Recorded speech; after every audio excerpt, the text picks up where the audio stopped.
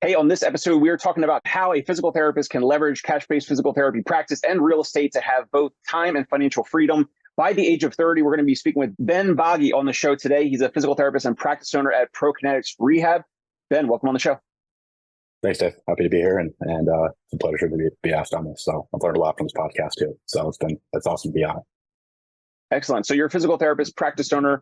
I've been seeing what you're doing online, and you have a couple of different clinics. Give the audience a little bit of a background, yourself, a little bit of a bio, your practice, and we'll get into how and why you guys are cash-based.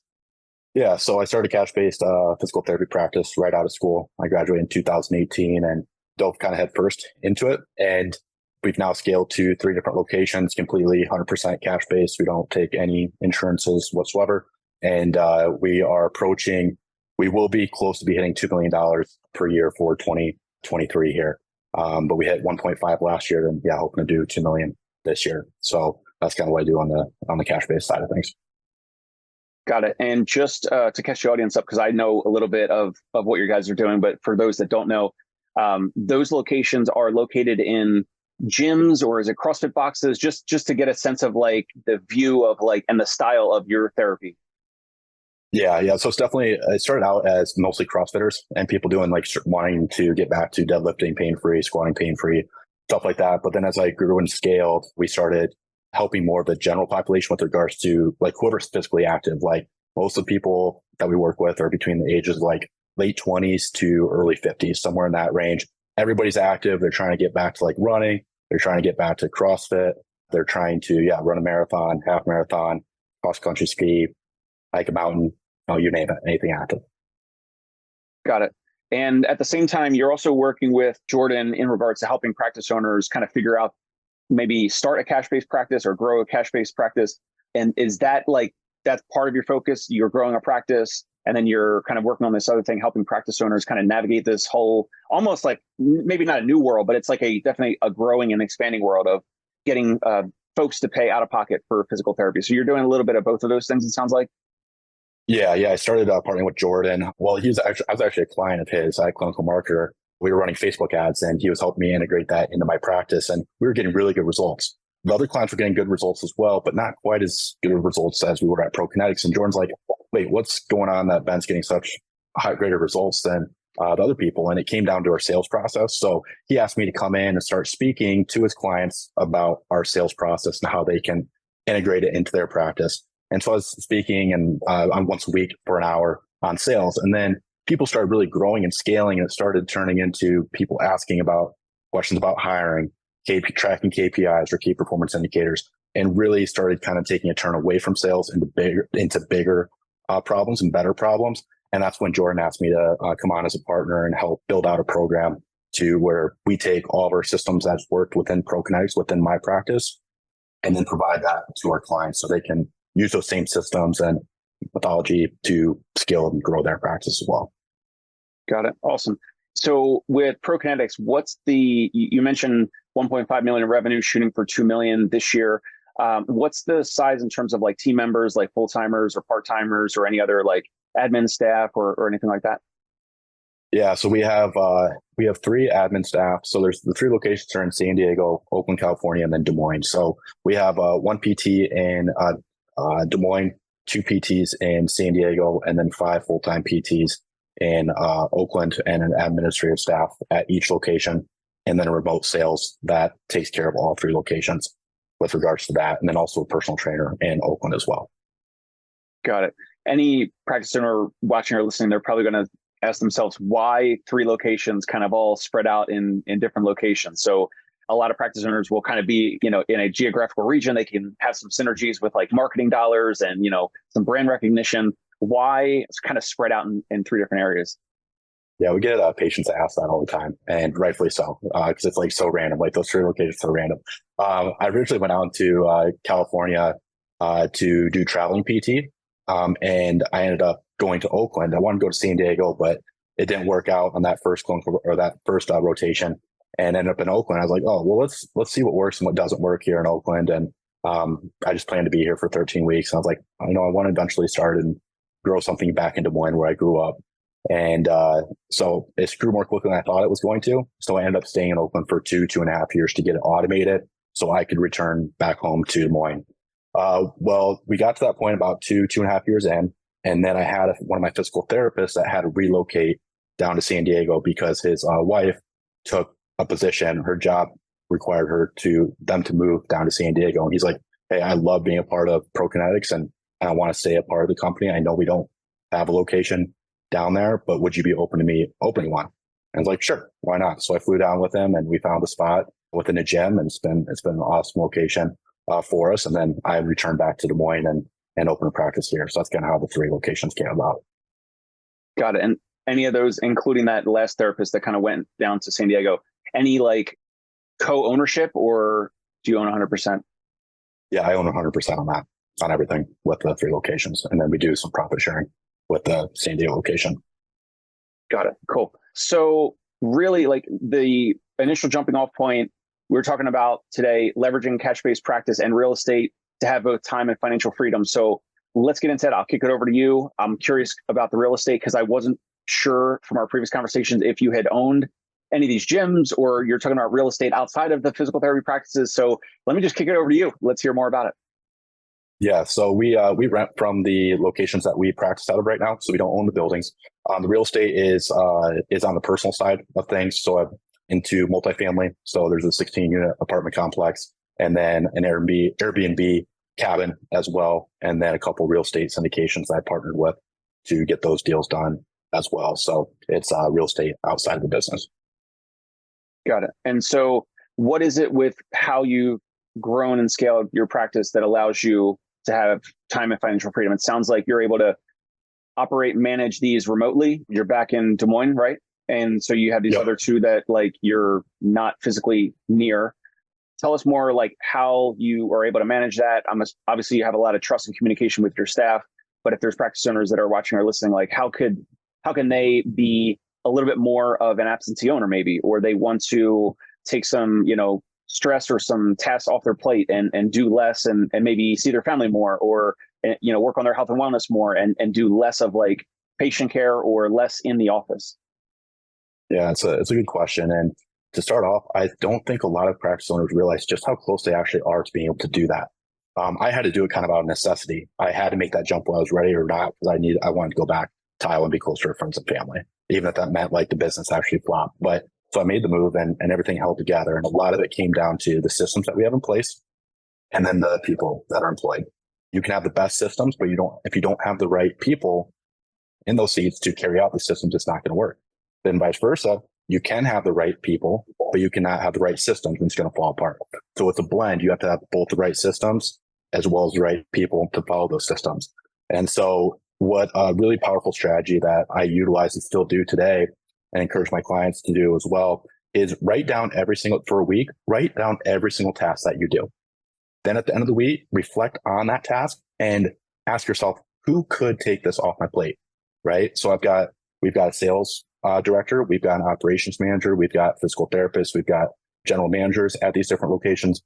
And so I can figure out, hey, what task that I had to complete during the week is best suited for some of these other team members. And then I record, like screen share, and create a recording on it or a video recording on it, and then provide it with them. And then they go through it, and then we hop on a call and see what questions they have, record that as well. And then we upload this into a training document, like a user manual, which we also make the practice more valuable when it goes to sell, because somebody else can come in, buy the business, and then they be able to have this user manual. So even if that general manager that I just taught it to isn't there, it's already in this training manual. So we're also building the systems out to also make the business more valuable as well when the time comes to sell. Got it.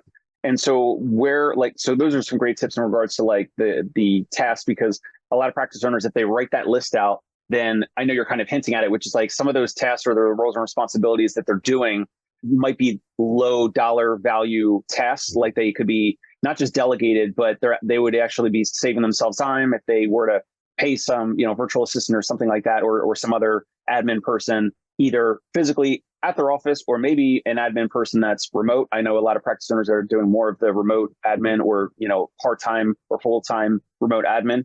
Is that something that you also see, like a lot of practice owners kind of spinning a lot of plates, and also doing some of those things that are like low value tasks? Yeah, that's the best way to free up your time is to bring on admin. Like you could bring somebody as an admin and between $15 and $25 per hour, depending on where you're at. That and then being able to offload those tasks to the admin, that then frees up an hour of your time.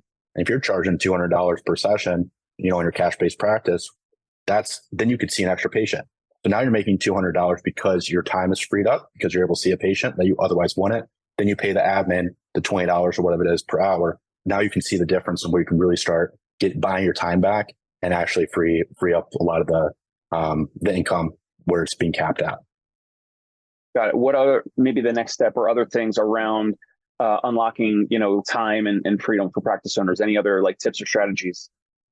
Yeah, it's really just the big thing is writing down those tasks so you know what you need to hand off, and then also finding the right people to do those tasks, right? Like I mentioned, there's a lot of people on my team that I can allocate, these tasks to, but there's probably a lot of people here listening. Well, hey, I don't have any staff.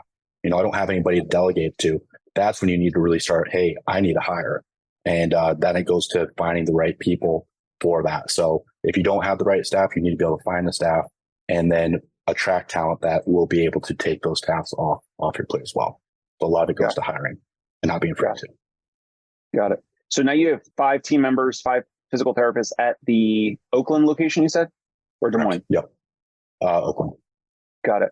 And a lot of practice owners are having a challenging time with hiring. So you've gotten, even with a cash-based practice, you've gotten a good amount of scale. So like, what's maybe a hiring tip or strategy that's worked for you? Maybe it's social media, like rotations with DPTs that you were a clinical instructor for them at one of your locations or before you moved back to Des Moines. What are some things that have worked for you in regards to attracting talent and hiring? Yeah, it really goes back to you don't want to just have one lead source. Just like in your practice, you don't want to have just one lead source where patients are coming from. You don't want just one lead source for where to find PTs either, right? So it's kind of a mass approach and multiple streams that we focus on. So one is we always have, and a great tip, probably the best tip is always be hiring. Even if you're not quite ready to hire, listen to Indeed listing. Even though we're not hiring technically right now for our Oakland location, we have a listing up. And so then when the time comes that we are ready to hire, we already have a list of candidates that we can pull from. Instead of having to launch the listing, wait for leads to come through, we already have an Excel doc full of applicants that have applied over the last 3 to 6 months. Then we can reach out to them and see if they're still interested. So that's one of the biggest things that's really helped us. Second of all is I like to speak at a lot of other physical therapy colleges and PT practice or PT colleges that are around us about cash-based PT. And then that kind of exposes my practice to these newer grads or soon to be new grads. And that's a way that we can attract quality talent there as well. Also, another thing you can do is LinkedIn, and you can search for physical therapists in your area on LinkedIn and send them a direct message. Usually when that direct message, it includes a link to that Indeed listing where they can apply and start the interview process. Another technique that you can do is search physical therapy near me. Go to the physical therapy practices in your area. Look at their bios, like the team members' bios, like, hey, who would be a good fit for my practice potentially? And then you can go in and find them on Instagram or Facebook and send them a direct message saying, hey, I think you'd be a great fit for my practice and we're actively hiring. Here's a posting to the listing. Another thing too is as you grow and scale, a great place to find new PTs is actually recommendations of your current PTs that already work for you. They already know what the job entails. They know who's going to be a good fit. And so the last 2 PTs that I've hired have actually come from recommendations of the current PTs that are employed for me. And they've been rockstar PTs that we've hired on with those recommendations. So that is a luxury. Once you start scaling, it gets easier and easier to find PTs. So a couple different strategies there. Those are the most powerful ones for us. Yeah, awesome. I want to double click back on what you're doing with manual prospecting on LinkedIn, which is a genius. I think you even go deeper than I've done, which is I've gone on to practice websites and then I'll look at their names and then I'll find them on LinkedIn. You said Instagram or Facebook. You could use any of those platforms. But my business partner, Sturdy McKee, he mentions the same thing. He's like, manual prospecting, not a lot of practice owners do it, especially the older practice owners. They're probably not doing it at all. Or again, you could have an admin team member do the same type of thing and manually prospect. I was able to bring on some team members during COVID, during 2020. New York City was like the epicenter. It was like a lot of fear, doubt, and uncertainty. And there was a company, Fox Rehab, which is gigantic. They're across a lot of the country. doing like traditional Medicare Part B home health. And I had heard in the area that Fox was furloughing a bunch of their physical therapists. I went on LinkedIn, manual prospecting, got some great team members that ended up being with us for years since then. And it really is a testament, like those types of things are possible and it can happen. But some of this, you got to make it happen, right? You can't just like always wait for, right now I have LinkedIn and Indeed job postings as well, right? But, like you said, multiple lead sources, not just one or two fishing rods in the lake. You got to have like multiple lead sources. So I love that. So what else with the show notes? So show notes that you sent me, essentially this topic, the rich dad, poor dad concept spun into physical therapy. So what do you mean by that? Because obviously a lot of practice owners that are watching or listening, they probably heard about the Rich Dad, Poor Dad book, and they kind of understand the concept. How can this kind of relate to, your situation, your story, and kind of spun into the physical therapy version? Yeah, so I really like this analogy, and it can be spun into the physical therapy realm of things, and that's what the path that I took to get where I'm at today. And so you've got 4 different quadrants. If for those who haven't read the book, you've got 4 quadrants. You've got the employee, where you can be an employee. The next step is to be self-employed. Then the next quadrant is to own a business. And then the 4th quadrant is investor. And so most people start out as employee, then you can go and open up your own business, but you're not technically time leveraged because you're doing everything in your business. Okay. So you don't have financial freedom or time freedom at that point, but you can move into the 3rd quadrant of the business where you open a business and have employees. Now you can start leveraging other people's time, your employees' time, to do this. And now you can start getting some of your time freedom back. So in that 3rd quadrant, you get a lot of your time freedom back. And then the 4th quadrant is when you start leveraging your money and getting money to work for you. So you take the money that you've been able to build within your practice and pump that into, real estate, like I mentioned earlier, stocks, crypto, whatever is best fit for you and your situation. That's how you start getting financial freedom on top of the time frame that you already built in the 3rd quadrant. So that's kind of steps that I took throughout my journey. That I've been really happy about and it's worked well. That's awesome. And I know we're going to have you back on for another episode in the near future. What else, just to kind of wrap up this conversation around what has worked for you, cash-based practice? You talked about your team members, hiring, unlocking time freedom, and delegating a lot of those low-level tasks. What are some other things that maybe we've overlooked or skipped that can kind of help wrap this up? Yeah, really just thinking big. A lot of times I see practice owners get stuck, not because of external things, but actually internal things. They just don't realize what is actually possible. Like starts out with, I don't think anybody's going to pay $200 per session in my area, right? We have worked with over 100 clinics across the entire US. Every single clinic that we've worked with has been able to charge 200 and be able to grow and scale. So that's the big thing, is the limiting beliefs and knowing what's actually possible. And then the next limiting belief that people have to overcome is like, I don't know if I can I don't know if I can be a leader, if I can bring on, a physical therapist or bring on staff. I don't know if I'm meant for that. Right. So it's more like self-limiting beliefs that people really have to work through and be able to work with somebody or surround themselves with other people that are further along than they are, to where that is actually normal for the people. It makes it normal is what it comes down to, and more achievable and realistic because they see a bunch of other people around them doing that. So a lot of it comes down to limiting beliefs of what I've found that holds most people back, that can really unlock things and allow people to achieve things that they otherwise wouldn't be able to.